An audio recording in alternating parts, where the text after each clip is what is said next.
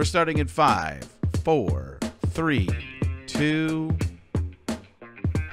Okay, there it is. It's recording. I pressed record and the numbers weren't going at all. So, I think that's bad. Yeah, but they are going now. And here's one of the things that people at home might not know this, or in their cars or wherever they are. My brother Terry is the one who puts this show together, and we'll start the show officially. And but that's the problem. He never knows where the shows start or end. And it's becoming kind of a game for me to not tell him. He's like, but tell me. He has this high voice when he talks to me. But Frank, tell me when it does end and start. I'm like, well, you just figure it out, and I'll trust you to get it right. And then he will edit it some way, and I'll be like, why'd you do that? I haven't even watched it yet. Yeah. Why'd you do that? He's like, I thought you said to... I'm kidding. Yeah. But it is awful. Do it again. So well, that's what he gets for having pride in his work. Mm-hmm. Right? Caring about something. Don't care, not around me, because I'm mail it in, Terry. I'm gonna bully you. So this is where we just for a few seconds we'll pretend to talk, or we can talk about something, and we'll put the title over it. And we'll be quiet for a few seconds. The music will be playing, hopefully, and then we're going to begin officially right about now. How about that? Is that right about now? Terry Caliendo now, and yes, keep everything in that I was talking about before, but figure out a way to fit the main title in and enough songs so it works. Now I'm kind of impish. There we go. So Al, it's Al and Frank. We're trying to be serious. Brian Love is on with us again. And we are joined today by Chris Spangle, who I met and have run into a few times at the Bob and Tom show in Indianapolis there. And he was helping me out with a bunch of podcast stuff for the Comic Playground podcast that I'm also doing, that's on the road a little bit there. Not just a little bit, all the way. So, Chris, give us a little bit of background on you. You told me you were doing a podcast, and that the thing I was amazed by is you've been doing this for a few years. Go into that. And I didn't mean to be...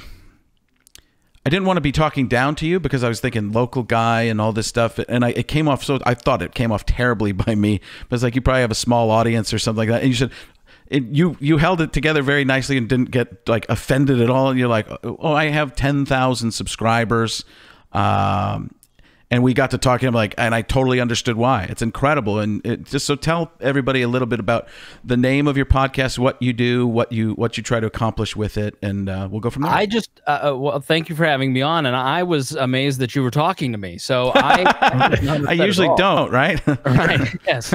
So just a wave. Al's much more friendly in person. No, I'm kidding. No, it's true, but I'm fine with it. No, it's one of the. I'm a behind the scenes person at the Bob and Tom show, and I like it that way, and I try not to interfere in the conversations that, like, when you and Al and comedians come in. You don't want to be in the middle of that. That's not your job. Your job is to make the show run smoothly and not get in the way of the talent. So I never try to impose. So when we ended up having a conversation, I really enjoyed it, and it was nice to have someone pay attention to me, because I'm the staff nerd there. Tom hired me about 5 years ago to start doing all the digital, and I'm basically the show's podcaster, web editor, social media guru, video editor, along with Jeff Oskey, who's also a comedian and the head writer. I think he's the head writer. I'll call him that. And so... yeah, you started talking to me about podcast stuff, because that's really what I love. It's my passion. And I'm very fortunate to do what I love on a daily basis at the Bob and Tom show, which I've listened to since I was a kid, being from Indianapolis. And I got there in a weird way, because I didn't go to school for video editing or podcasting. I've really learned like video stuff at Bob and Tom. I started out in politics. And if you go all the way back in time, I wanted to be in radio and work for Bob and Tom at 8 years old. and wanted to go into media production. 8 years old, you wanted to be in radio. Were you from 1960? Yeah. Here's the good thing about working where I do. Bob and Tom messed me up, and now they have to pay for my therapy. There we go. Because I remember listening to John Fox when I was like 5 years old on trips to Florida. So for people who don't know who he is or was, just brutal, crazy, filthy stuff. Yeah. I got in trouble for singing what we colloquially, you know the word, called prison bitch in like 6th grade, which is a Bob and Tom bit. So, so I always loved radio, and I love talk radio, and my family all listened to talk radio. And so that's really kind of where I thought I would go. I never thought that I'd get to work for Bob and Tom. And went to college, and I faked my way into getting an internship at a local AM talk station, 1430 AM. And that was in 2004. But you faked your way. How did you fake your way? So I was a history major. And which, by the way, guys, when he was talking history, that was the thing that blew my mind. Because I would say something, and he would say, well, that's because X, Y, and Z happened. And I go, no. I didn't know X, Y, or Z even existed. So one of the things we do on the show, and what we've been doing, even though we've done some practice shows and we've done some shows that have already, one show that's been released at this point, but I've always said it's great to have a person who actually reads some of these. And we talk a lot about feelings and where we're coming from on this stuff, but sometimes having that background in those historical notations or whatever you want to call them, understanding that helps you understand how things got to a certain place. Yeah, well, Frank, some of us aren't bogged down by your facts. Okay, I go with my What if you have both? What if you have facts and feelings? Is that all right? No, you can't. You can only have one or the other. Haven't you guys been paying attention to the news? I have to choose. You guys have things like wives and girlfriends and children and friends, and I have books, and I sit in my apartment and read. And then go to Bob and Tom, and I come back and I read. So is anybody waiting for Chris to bust into tears? No, and I want to preface. I'm worried that I should have asked you if this was okay, but every time I look at Chris, please don't take this as me being a jerk, because I'm not. But I feel like I'm an Endor. You're kind of Ewokian. But that's okay. George Lucas is like that too, and I can't even pay his taxes. So I'm cherubic, yes. Cherubic, a man of larger carriage, you might say. Cherubic, that's a good word, but come on, man, you're good. So how did you fake your way in, and then we'll get into a little bit more about your podcast and stuff like that. So I was listening to the radio station that I eventually worked for, and they kept airing sports games, and I can't have that, and so I wrote a complaint letter, and the guy who has become a good friend to this day, he goes, what pizza company do you deliver for? And I told him, and he's like, have you ever thought about an internship? And I said, sure. And so he's like, well, you got to do this. So I go and talk to the advisors, and she's like, you're a history major. I really am not going to give this to you because it makes no sense. And so I was like, well, what do I have to do? And she says, you have to be a comms minor. And I said, no problem. I'm going to do that. I'll do that right now. I signed up for it. And I eventually dropped out roughly 2 semesters later from IUPUI. A crippling heroin addiction? No. Crippling, yes. Well, no, I went to a school, you know that school in your state where everybody goes when they can't get in anywhere else? That's where I went. I just was not into it. And I went to the day that I really was like, okay, this is not for me. Went to history. And if you can believe it, Frank, the teacher said the first Supreme Court justice was John Marshall. It's actually John Jay. And so I just was like, these people don't know anything. Would she combine Thurgood Marshall, and what happened there? Well, it just I got to working full time, and it just got pretty tough. I still want to go back and finish, but I ended up kind of just knowing it was actually a great thing because I got into the workforce a lot earlier than my peers who all graduated right in 08, which was not a good time, and has led to me having a really good career. So I go to work for this radio station, and I listened back to some of those old clips, and I know nothing, and I sound stupid, and so I just knew that I kind of didn't know what I was talking about, and That was last week. Don't worry about it. Right. yeah, exactly. And went on to work full time there in 07 and 08 for the morning show, doing local reporting and really getting into the nuts and bolts of local politics. And a lot of the experiences that I had covering Republicans and Democrats made me go, these two people are totally corrupt, and the system is broken, and a third party is really the only way to fix it. And I was fairly libertarian, but I really didn't become a libertarian until Ron Paul in those 2008 debates kind of solidified a few things that I had struggled with, like foreign policy. I'm very anti-war now. I was not. You were very pro-war before then? I actually held a pro-war rally, Frank. What? No. You had me there for. You speak so seriously sometimes that, and deadpan. I'm like, you did? I did. I actually did. Did you did? This is real? This is real. Yeah. You did a pro-war rally. 2003. It was a support the troops rally. Okay, but that's different than pro. By sending them to war. Yes, exactly. Right. Oh, you're testing Al right now. Testing. Look at Good Al. news, guys. Al's been able to stay unemotional so far with us. I could just. He's changed his mind. Al, relax. I know I'm messing with. Oh, Okay. absolutely. Oh, thank goodness. Yeah. I thought we. I was about to get popcorn I right thought. on that one. Yeah. I thought it was Frank. Frank tries to be serious all of a sudden. I was young at really big key moments in time and impressionable. I mean, I turned 18 on 9/11 9-9-2001. And so I was 18 2 days before 9/11. I was a senior in high school, and I signed up for selective service on September 10th. And then September 11th, I had issue. I was I don't know if I can curse. No, we try to stay out of it. So. Yeah, so I was really nervous. Let's put it that way. But it was a profoundly impactful thing for me. Not being young and not really having perspective on 9/11, really, it shook me to my core. It changed me in a lot of profound ways. And then, watching all of my friends graduate college and losing some classmates in Iraq, going to college during the Iraq War debates, and that entire time, and watching the crackdown on free speech and all that went with that, and then 2008 with the financial crisis and seeing my friends, because you have to understand, if you're a millennial like myself, you were told go to a private school, you're gonna pay these. We weren't told about the debt, the college student loan debt that you'd get, and you pay all this money, you're gonna get a job at $60,000 a year when you graduate.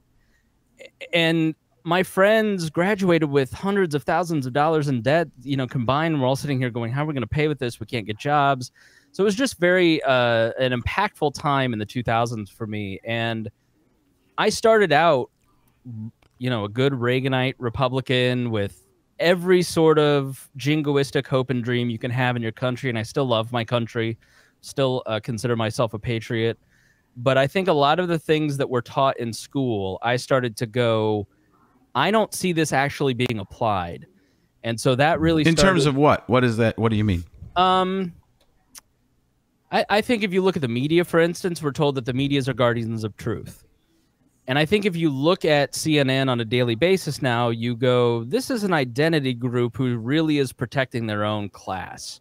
Mm-hmm. Or the government is a thing that we all do together for the good of the people. And my experiences as a reporter, and then, which I haven't gotten to, as the head of the Libertarian Party of Indiana, and doing my show, I have just found that things like CPS, for instance, I've talked to mothers who have just had horrible experiences with CPS, and you start to go, it's not that the idea is bad, it's the bureaucracy that makes this not function, and then people get hurt.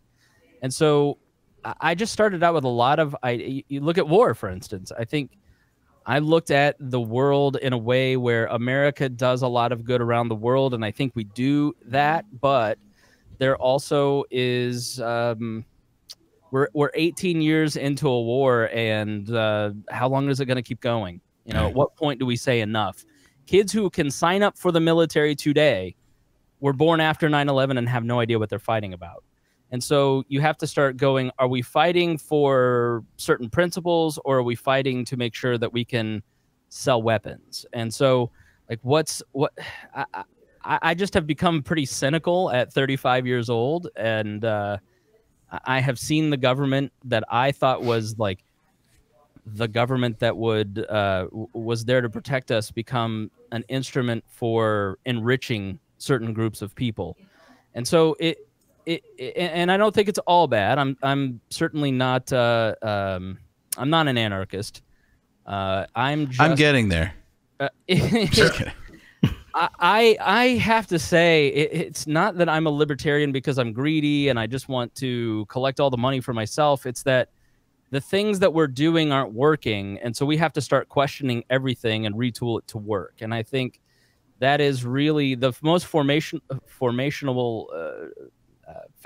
job that I had was 4 years from 2008 to 2012 working for the Libertarian Party of Indiana, where I set up hundreds of campaigns, hundreds of organizations here in Indiana for libertarians. I was at the founding Indiana Tea Party meeting here in Indiana in 2009. And what I found working there was a lot of well-meaning people want to get involved in politics, but the rules are written by the two major parties against those well-meaning people. And it happens in parties, outside of parties, and across the board. And so it was another kind of troubling experience. And so I decided that I would start a podcast to kind of highlight some of these issues, because I would talk to dozens of people on a weekly basis on the local ground over these periods of years. And I met a lot of people and had a lot of great stories that I wanted to share with people. And so what I've done with my show, We Are Libertarians, which you can find at wearelibertarians.com. And feel free to plug that on. You don't have to try, and we'll make sure we do. I do it. Go ahead. What you can do with your show, because I want to ask you after you get to that what you believe libertarian is. That's what I was going to ask. Like, I was just the elevator pitch of, like, if you had to say it in like 3 or 4 sentences, like what do libertarians believe? Do you want me to keep on with the history, or do you want me to start there, like with the actual ideology? Let me start with what a libertarian is, because that's probably what a lot of people are going. Because I think the whole time we're listening, I find you very interesting, and the story of getting there, because you also told me you worked with underprivileged kids, and that changed how you looked at a lot of things. But I think everybody, when you start saying libertarian, I think when people hear labels sometimes I wonder if I sway into there or if I don't. I don't even know, but when somebody hears a label, sometimes they go, oh, they already have a connotation. They have a belief of who that person is. And even when you signed in, I was like, you have your American flag there, which I think is. It just made me kind of laugh and go, oh, that's identity. That's great. But even in this world we live in, sometimes people are like, they use the flag as a negative, I feel, and sometimes people look at it in a negative, and it's a weird time where and I don't know if it's the same for you guys. It might be completely different, but growing up, to me, the American flag was always this is the best. This isn't I'm starting to sound Trumpish. It's that we're making it great again. But it's that it's a weird thing where, we don't have all the truths and histories and stuff like that. So the libertarian, where you're coming from, like Al said, the elevator speech, so to speak. Yeah. So the 2 sentence you're gonna go 3. A lot of people give is thank you, is socially liberal and economically conservative. So if you were to look at it in terms of issues, then libertarians would fall on economic issues with conservatives. We need to have free markets. We need to allow individuals personal freedom when it comes to their economic choices. But at the same time, socially liberal, keep government out of your bedroom, allow people to live their lives as they see fit. I think that it is a mistake to kind of view libertarianism in terms of, all right, I believe this on this issue, check, I'm a libertarian, check on the, because it kind of confuses people. I think you really have to start with your personal principles when you're talking about politics. And I didn't really get libertarianism for years until I heard this guy named Marshall Fritz give an explanation of libertarianism. And who's Marshall Fritz? Marshall Fritz was this guy who founded this libertarian organization, and he was like the marketing guy for the libertarian movement. And I ended up working at this organization that he founded, and I fell in love with the guy. And you can find, if you go to wearelibertarians.com and / what is a libertarian, or I think it's /libertarianism. There's a link that says what is libertarianism. You'll see his little a clip of his speech in there. And he basically explained it like this: is it moral for me to take something that you own, Frank? Is it moral for me to come over and take your microphone? No, that's I would say stealing. no. Okay. Right. Is it more moral if I say, I'm going to take your microphone, but I'm going to give you a Mr. Microphone in return, something of lesser value, but at least you have a different microphone? Most of us would say no. He said, if Brian, Al, and I vote on taking your microphone, does that make the morality change? And he explained in terms of individualism that if you start with a person's individual morality and the things that we're taught as kids, don't hit people, don't steal their stuff, don't lie, don't defraud people, then you start to develop an ideology from there. And that really is where I start. I started from my personal value system and started looking at the world in a different way. I look at a lot of the government that we have now, and it intrudes on an individual's right to hire the people that they want to hire, marry the people that they want to marry, for other countries to have their own sovereignty, because Americans do certain things with, we'll get into all that later. And so you start to go, the individual needs to make the decision. And is this organization, is this corporation, is this government starting to interfere in that? And are they using force? And force is really the foundational principle of libertarianism. Like, this is the singular thing. We do not initiate force to bring about social or economic goals. It's not morally correct for me to use force in any way, shape, or form to get you to live the way that I want. And so it's not morally correct for me to form a government and force you to do what I want. Now, that's a very ideological way of looking at things. It's not a very practical way of looking at things when you're talking about 2019, because we have a massive government that is involved in every area of our life. Look around your room or your car or wherever you're listening to this and ask yourself, is the federal government involved in that thing? The answer is yes, because literally everything you're touching, the federal government now has some regulation or some tax or some way to manipulate your behavior. And so it's very... and Apple, too. Apple's the other. Apple, too, yeah. Appletarians, the Appletarians. Right. So to bring it all back around, libertarians believe in free markets. We believe in peace, and we believe in harmonious systems where people work together, and that when you introduce force, you start to divide people. We believe in the individual and the right of the individual to govern themselves, and that less government is easier to control, because once the government starts to regulate, then the politicians start to get bought off. And so then the corporations start to control things instead of the people. And it's sort of a radical idea, but it's the radical idea that the founders of this country believed in. It's the founding principles of the United States of the United States. And when you go back in our history and you really read what they were saying, or you watch John Adams on HBO, you start to see, oh, wow, these guys were libertarians. This is the government that they were trying to set up. And then it just got messed up along the way. Like Alexander Hamilton immediately started trying to mess things up by starting a war with the French and centralizing the government. And the Alien and Sedition Acts, where they were trying to keep immigrants out and shut the press down and put them in jail. And it started from the very beginning. So every generation, I think, has to relearn these principles.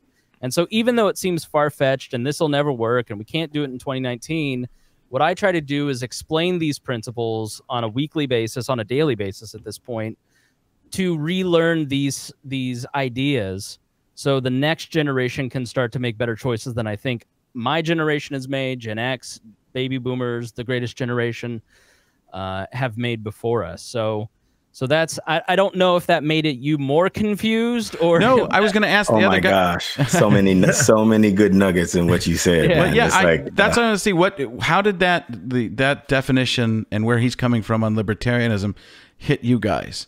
Because Al, would you like to go first? I'll piggyback off you. I definitely have some thoughts. Because for me, just quickly, Chris, it's interesting that you said you minored in communications, because I did the other thing in school. I actually got a communications and English degree and minored in history. So I will be asking you lots of questions about in the future, near or distant, about clarification on things or your thoughts on stuff. It's just, oh my gosh, so many things you said sparked thoughts and curiosity for me.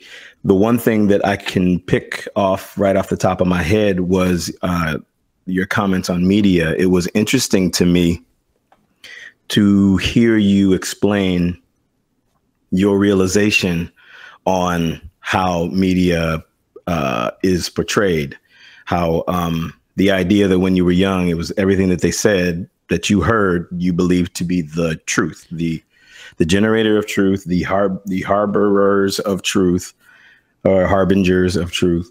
And when in actuality, I mean, you can even go back before the country was created and speak of heralds that stood in the street and gave the news. The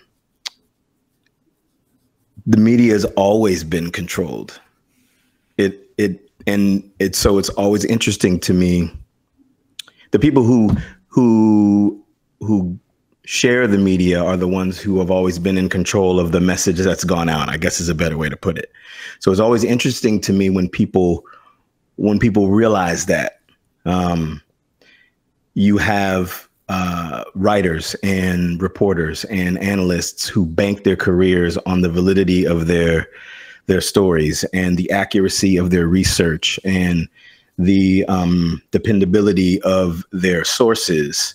And then you have those who work in other areas of media who like to throw a slight spin on the validity of a thing, or add their own editorial, I guess, opinion on a thing. And then the media outlet that is showing said thing then edits it to fit their audience. The 50s was a time, especially as TV became huge in everybody's living rooms, they did that. I mean, as simple as, which even makes reference to what we talked about in the last podcast, as simple as the word pregnancy. You couldn't say the word pregnancy on TV because it was deemed to be a woman's issue, and that people didn't want to hear about it in their home. And it was with child, right? It was they had to say with child, yes, with child, or I can't remember the other phrase, but that's just a small example. I believe they used to say prego. Is that? Yeah, that's so. Oh, a bun in the oven. Bun in the oven. That was real, or is that? Yes, that was a real phrase that was used. Can I throw something in to jump on what you were saying there for a second? I took a class called Critical Thinking in the Mass Media in college, and it was probably the most eye-opening. I thought along this route, but it was a great eye-opener. And this professor's actually come out to some shows and stuff like that.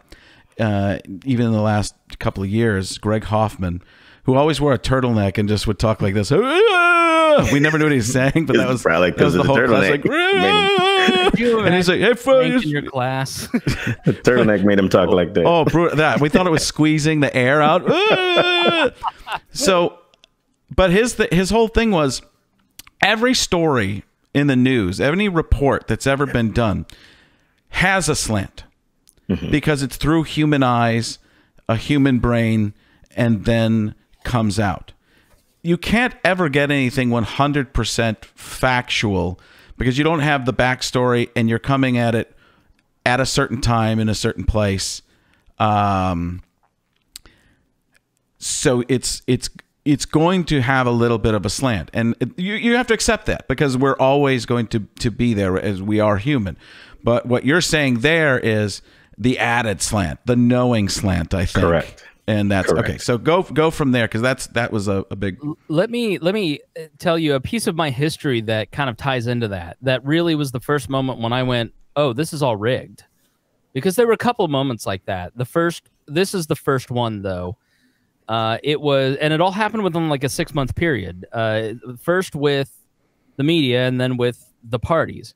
So I'm at here in Indianapolis. We had a mayor's race in 2007 that was crazy. It was a Democratic mayor who was running for his 3rd term, who had like millions of dollars in the bank, and he was running against a Republican that nobody had ever heard of. The party wasn't helping. He had like $100,000 in the bank, but we had a really bad summer where there was a lot of crime in Indianapolis. We had he raised income taxes to help fight to raise money for the police. We had a property tax crisis here in Indiana, and so people were getting 1,000% increases in their property taxes.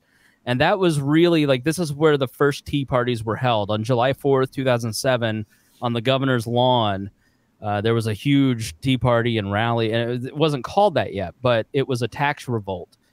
And this Republican challenger was giving a rebuttal at City Hall during the mayor's budget speech. So the mayor gets up, he speaks to the city council. He says, "Here's my budget." It's August, right before the elections. The challenger gets up at the end and gives a public address. I'm walking out with a reporter from a local station, and I say, "So how much of this are you going to use?" And she says, "Oh, we're not going to use any of the challenger's speech." And I said, "What do you mean?" She goes, "Well, my editors have made the decision that because he's not bought any ads, we're not going to give him any free advertising." And my jaw hit the floor, because that's when I realized the local news was, which you can touch, you can talk to these people, you know, the people that make the news in your local town, they're making these sort of decisions based on profit. Uh-oh, what do you think's going on at CNN or Fox News or the Washington Post? And that really shook me to my core. Now, fast forward to the Republican convention in 2008. I'm a Ron Paul fan. I'm working for the radio station as a reporter. And this woman comes up crying to me. And she goes, "They've just kicked 350 Ron Paul delegates out of the convention because they don't want Ron Paul delegates to go to the national convention and cause trouble for John McCain. You've got to tell the story. They've broken their own rules. They've broken their own election laws." And I went, okay, so if I want to reform the party from the inside, they're just going to change the rules on me, break the law, and nobody's going to hold them accountable. And so that's when I really decided I need to go do something else.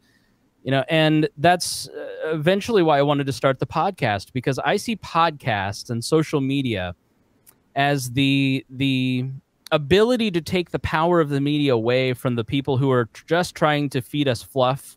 Because it's a 2-part problem. We can blame the media and say they only want to profit and they only run the Kardashians, but we're also the ones that love to have our ears tickled.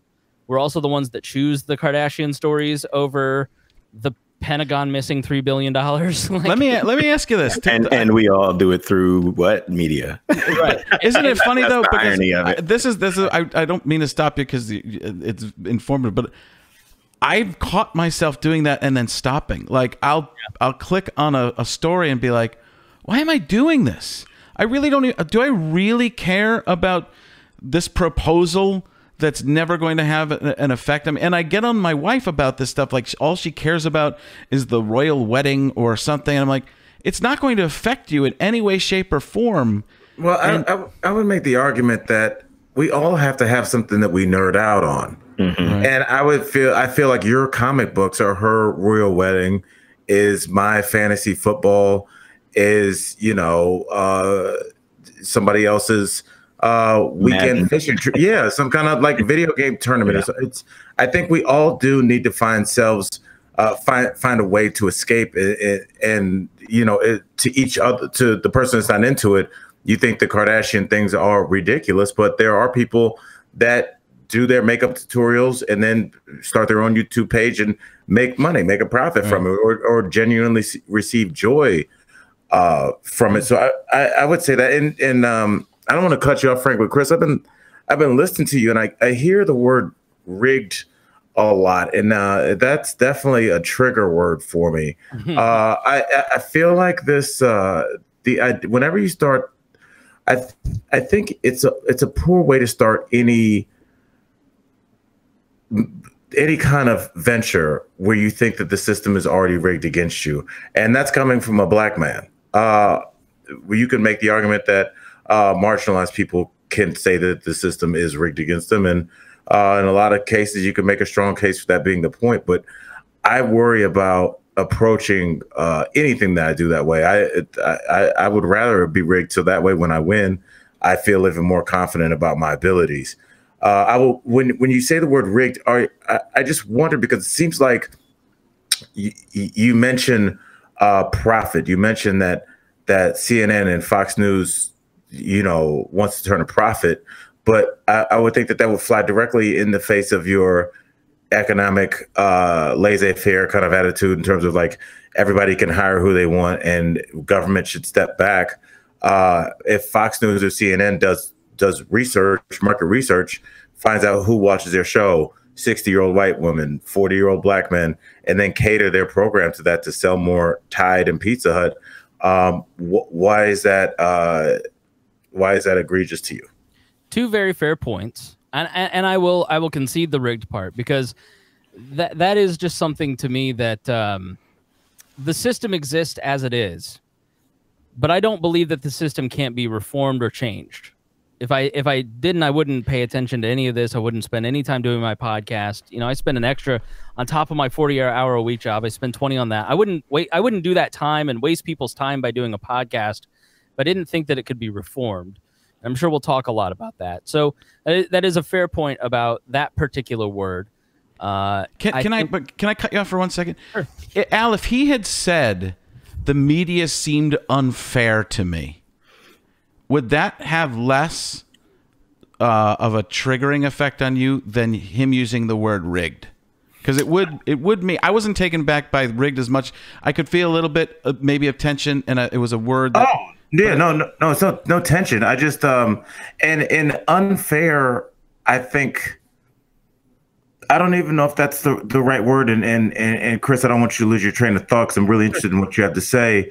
I think that we kind of all engage and we decide what parts of life that we want to be. There's this thing about fairness that I don't know where we all decided that we're entitled to this. The media is a company that is trying to turn a profit and keep eyeballs. Anytime somebody's selling commercials, they are automatically, they have an agenda. Their agenda is to not close their doors for business.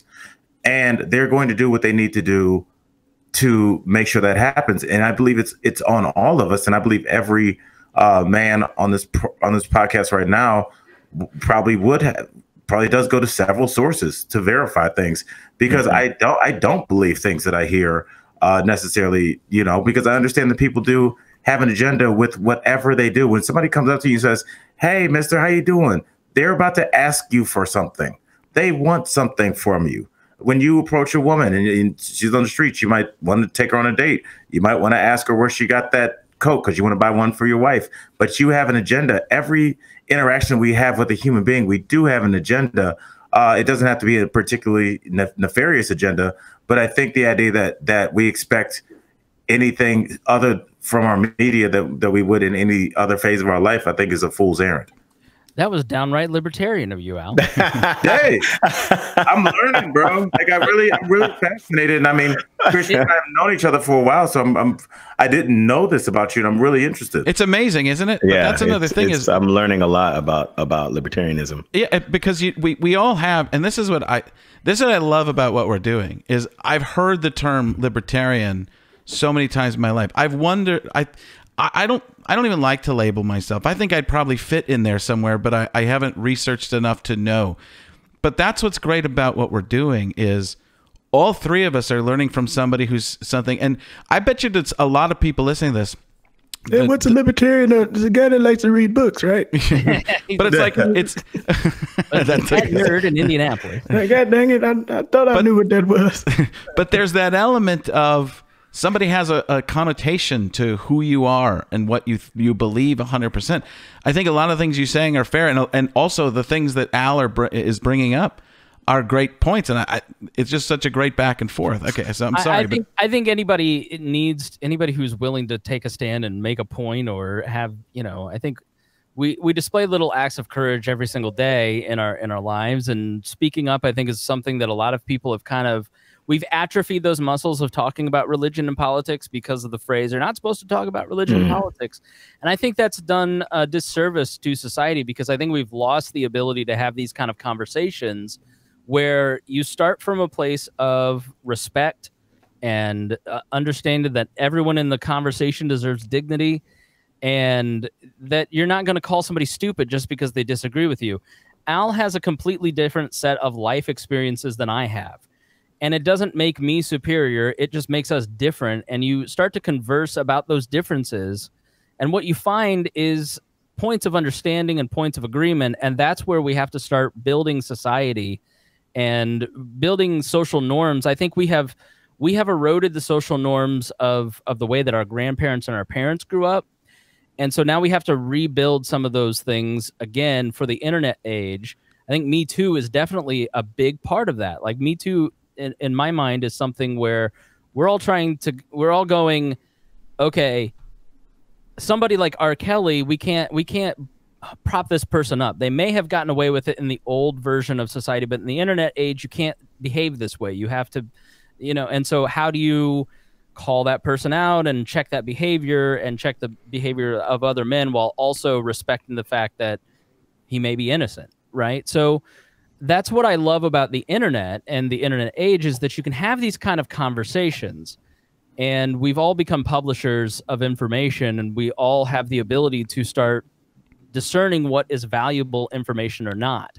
And I think that is a big detriment to a lot of major media, because we're all sitting here going, what you're saying doesn't necessarily match the experiences that I have when I talk with my friends online or in person or in group messages.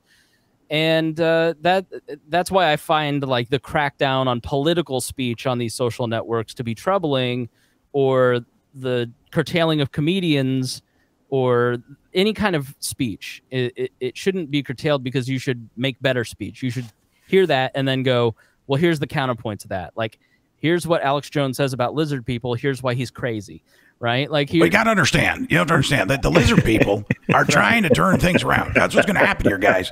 And we are.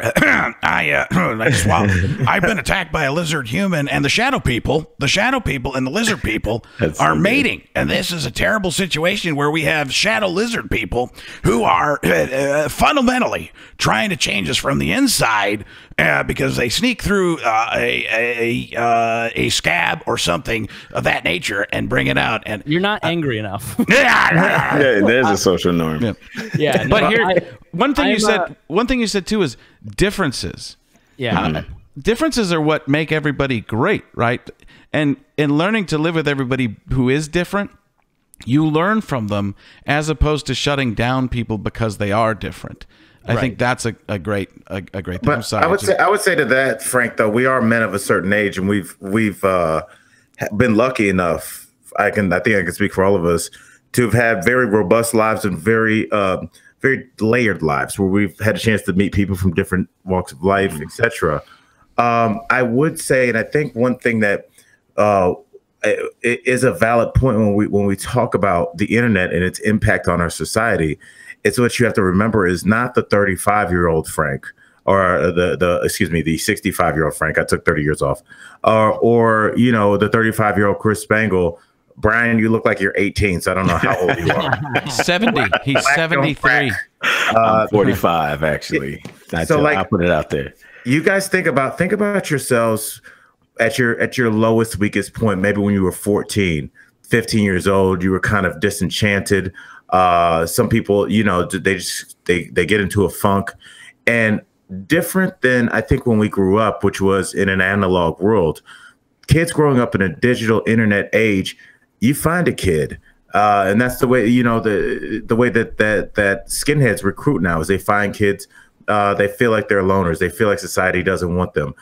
They then start to, start with low-level misogyny. Like, hey, don't you know why you don't have a girlfriend? Because, these chicks out here don't know a really good man. And you go, yeah, you know what? I do deserve a woman. And then after that, it goes, you know why you don't have one? Because these black guys are taking on you. And that's how it starts. And I wonder how many young kids will never get to where we are at 35, where we've led these very interesting lives and met this tapestry of people, because they will get sucked off and funneled into some part of the internet. And that part of the internet will, strangely enough, compartmentalize them, where they will only be interacting with people that think alike like them. Al, do you mind if I chime in, Chris? No, please. You are hitting right on the nail for me, because I have a teenage daughter. She's soon to be 14. And for those of us who grew up in an analog age, it forced us to be social. When the sun came up in the summer, we were outside. We played all day until dinner. We went in for dinner and then went back outside, and we were social with all the kids in the neighborhood, all the other parents in the neighborhood who yelled at us and told us to get off their lawn, whatever. We were social. And then we didn't come back in until the street lamp came on. So now kids, pick whatever issue you want, be it that it's not as safe in our environment for kids to play outside, be it that we live in an age where analog is no longer, because the analog is no longer or very rare to find, kids have accessibility to things from the outside on their tablet, on their cell phone, on their computer, on their gaming system, on their portable gaming system. If they wanted to, they wouldn't have to interact with a live kid their age once. They wouldn't have to. And so for you, like you talking about the accessibility from these factions, whatever the faction may be, it's so interesting to me, because I have to fight against that all the time. I have to actually teach my daughter to research something without looking at Google. I have to teach her how to, she asks me questions about different things that go on. I go, I don't know. Why don't you look it up? And it drives her crazy when I say that, because it forces her to engage socially. And I find at that point, I don't know how we fix that. As a parent, I'm the same way. And Frank, I don't know what you're dealing with, but like my son, and when his friends come over, they go to different rooms in the house and play on their. Wait a second. Insane. There's kids that come over to your house. Yes. My son will say stuff like, I'll be like, "What'd you do today?" I hung out with Evan. Oh, did he come over? Quick sec. No. He didn't come over. Well, did you go over there? No. What do you mean you hung out with Evan? Oh, we played Fortnite. Like there was a point where, when Fortnite was really getting big, and I talk about this in my act, there was a month where I didn't see him.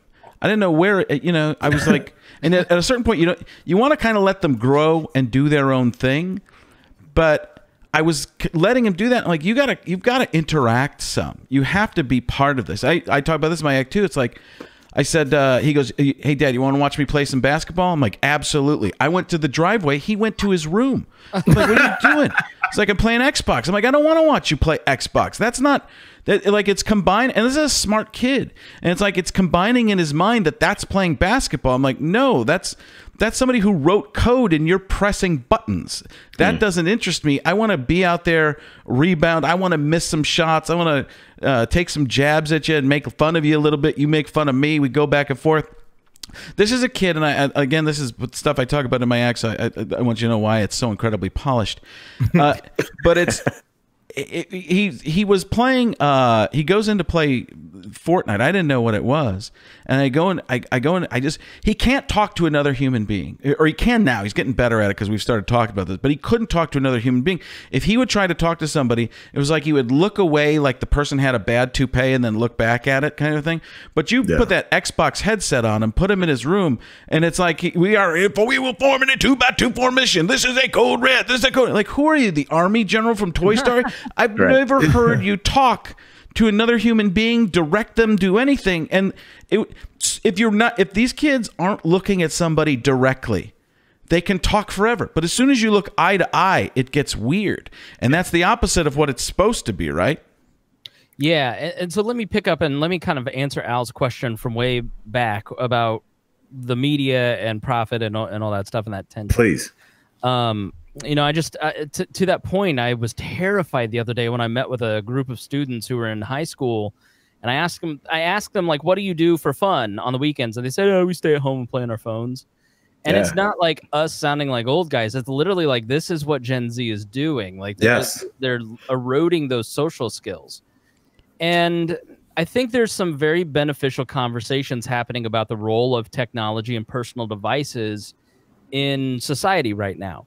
But I don't think that those are happening on major media news necessarily. I think those are happening on places like the Joe Rogan podcast or this podcast, or, you know, I think they're happening in places where you can have longer form conversations, more independent media outlets where people are talking about what interests them or what trends they're noticing in society, but not necessarily what trends they're trying to push. And so when I look at the major media, I go, the argument on a CNN or in a newspaper is built to get clicks. It's built to get, and it comes from the shift to digital for TV news stations, for newspapers. There's been a fundamental shift in those business models. It went from, we're going to put this piece on the air, or we're going to put this in print, and we're going to fund our business model by selling advertisements. For you young kids, they put Craigslist on the paper, and then that's how you'd find yourself. And so the reality is that the newspapers, the major media outlets, they have now had to start competing for attention and competing for ad revenue. And there is a resentment from the tops of these companies that they have to do that. And now, so are you assuming that? Because I'm making educated guesses. Okay, so okay, and I won't tell you where I get my education. There you go. They're keeping your source. Yes, but secret. having talked to a lot of local news people, a lot of local print people working in the radio industry, there's a lot of resentment from major media that their business model took such a big hit. You know, radio, ironically, is the one that's actually still thriving and has kind of stabled off because you're kind of a captive audience in your car. But if you're a TV news station, you're almost a digital station at this point. And you've got the massive overhead of having all the towers and all this equipment and the broadcast fees. If you're a newspaper, the tremendous amount of you have to run the newspaper, print the newspaper, deliver the newspaper. It's a lot of competition. And you're in competition with the Daily Beast, with the Drudge Report, with the Daily Caller, with Raw Story, the Huffington Post, who can turn things out much quicker, and they're getting just as much digital ad revenue. So there was actually a great conversation on Smirconish that I heard from the Philadelphia Inquirer head, who said we missed digital. We just didn't get there fast enough because the digital companies came in and they completely eradicated our ability to compete with them because Facebook built better targeting, and we couldn't do that. We could broadcast to the city of Philadelphia, not to a zip code. And so now that we look at the conversation around Trump and Russia and Alex Jones and all these other people, I think they see an opportunity to let's not have to compete with as many voices. Let's get some regulation on this. Let's not have as many voices. You know, you see hit pieces on somebody like Jordan Peterson. I think if you read only the New York Times and the Washington Post, you would think Jordan Peterson was a Nazi. And he is if you're a young male listener, you understand the impact in the lives of young men that guy's had, because he's coming along saying, here's the social norms you're supposed to have if you're a healthy man, emotionally, mentally, physically, you know. And so then they look at the hit pieces and they resent that, and it creates a lot of problems. I've actually seen that quite a bit. Hey, Chris, we're going to lose Al here in a second. So I think what we're going to do is, I think even though we're in the middle of everything, and I could see Brian going, "Oh man, I had some." No, I'm good. We need to do a part 2 really quick. Yeah. I'm going to be out of town for a little bit, but I think we can do this as a cliffhanger, and tremendous, Chris, because I think this is the most we've learned on. We've only done 2 shows, but we've learned a lot. And Dave Houston wanted to be on the show badly because he loves certain things about libertarians, and he has questions, and I think it'll be perfect because he's going to listen to this and have some questions for you as well. I thought this was incredibly. This was definitely a more serious episode than our first one, but I think that's great. I think because I learned a lot. I'm gathering and forming some questions. Give your We Are Libertarians website again and information. Yes, and I'll give you the punchline. You got to listen next time. It is a cliffhanger. So Al, make sure you ask me that again because I want to answer that fully. Will do. Please follow me on any platform. You can go to literally any platform. Type in "We Are Libertarians."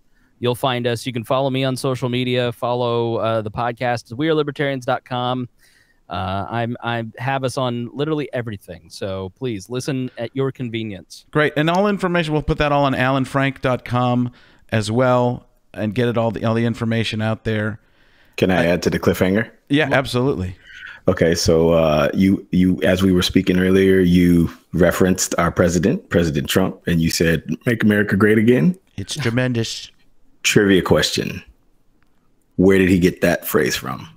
I made it up. I made it. Everything I do, I make up myself. Cliffhanger. Cliff Clavenhanger. It's a Cliff Clavenhanger. I'm going to come back and have all the information for you. It was reinforced by one, but it was originally said by another. Chris kind of snuck it out there, but I don't know the other. Yeah. Yeah. All right. Well, have people look it up. After have people Ronald look Reagan. it up. We'll put it out there. Al, we'll see it. We're wrapping up. Thanks everybody. Perfect. And I wish I'd have realized this earlier. My fault. Chris, can't wait for more. Brian, this is great. I'm actually gonna listen back to a lot of this because I had little bits of questions, but I didn't want to stop you, Chris. So, well, yeah, you told me I should, and I realize now that you're the Bill Walton of political. Like, how great is this? We'll go on for, but it's great because we were learning so much. It's exactly what I want from the show. So feel free to stop me, because what I do on my show is just like take current events and apply libertarian principles and explain the story. And like I get going, and then I'm like, oh, I have a co-host here I need to talk to. Right, great. If you guys see the feed, I don't know if you can see it. I just canceled Al out because he left. We're not going to go. I don't want to go any further without him, though. So wearelibertarians.com has all the information. We're getting back to you. We'll probably, hopefully, get. If I wasn't on the road so much this week, I would do a lot more. We would get into this immediately. I'm actually going to try and see if I can figure out a way on the road to maybe chime in and figure out how to get in with you again, because I'm interested to hear more as well. So great job. Thanks, guys. alanfrank.com for all the information, and we're going to put stuff up on the screen as well for everybody. That's it. Anything to say in conclusion, Brian? Great stuff. I can't wait till the next one. Yeah, awesome.